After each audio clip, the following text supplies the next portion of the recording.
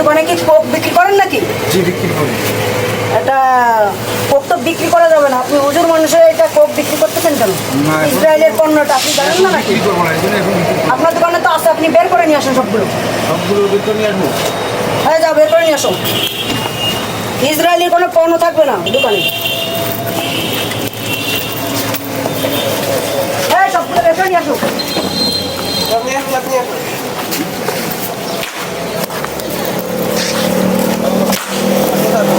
হ্যাঁ, নিয়ে আসো। জোরে মারো ফাটবে ফাটবে সব কোক ব্লাস্ট করো মারুন, এই নিয়ে আসো।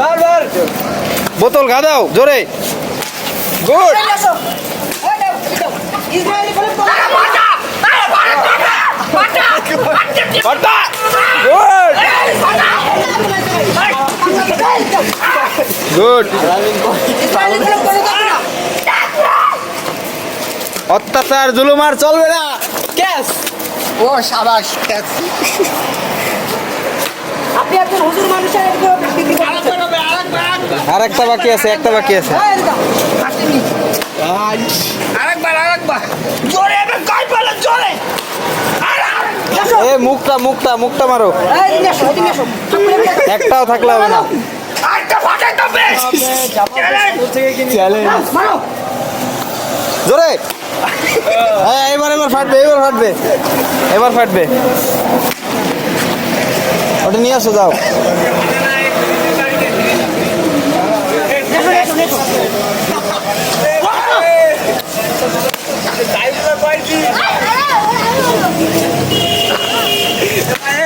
ভাই কি ওই যে ওইটা ইনটেক আছে ওইটা নিয়ে চল।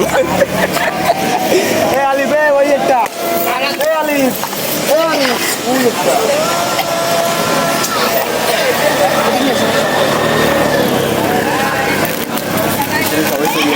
ইসরায়েলি কোনো পণ্য থাকবে না বাংলাদেশে।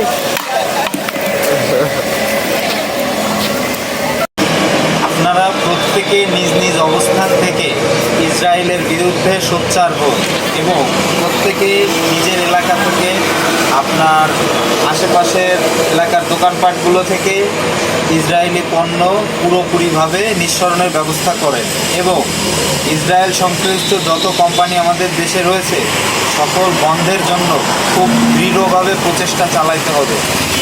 তা না হয়তো আমাদের টাকায় কেনা গুলি বারুদ আমাদের গায়ে ছোড়া হচ্ছে। জি জি জি। সেক্ষেত্রে আমরা কিন্তু দিন শেষে নিজেরাই নিজেদের মানে কি বলবো অপমানের কারণ লজ্জার কারণ হয়ে দাঁড়াচ্ছে, মানে নিজেরাই নিজেদের আঘাত করতেছি। তো এই ধরনের কার্যকলাপ পরবর্তীতে যেন আর না হয় এজন্য আমাদের কিন্তু শতভাগ চেষ্টা করতে হবে প্রত্যেককে, যেন ইসরায়েলি পণ্য ইসরায়েল যেন বাংলাদেশ থেকে অন্তত একটি পয়সা উপার্জন করে শেয়ার নিতে না পারে।